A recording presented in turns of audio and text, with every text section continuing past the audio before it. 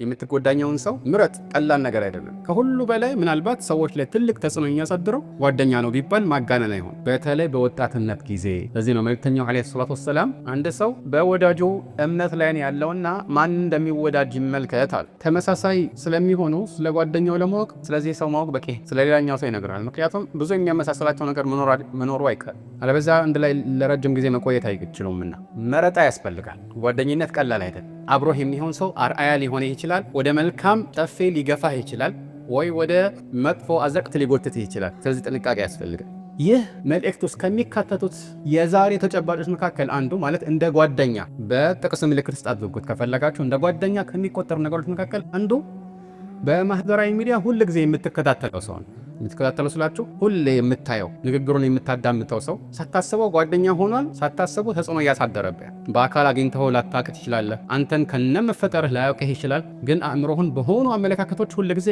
እየሞላህ ስብዕናን እየቀረጸ። ስለዚህ ከእንደዚህ አይነት መጥፎ ጓደኞችን መጠንቀቅ ያስፈልጋል። ከሁሉ በላይ ለእምነታችን መጠንቀቅ አለብን። ለእምነታችን ጥራት መሳሳት አለብን አይደል?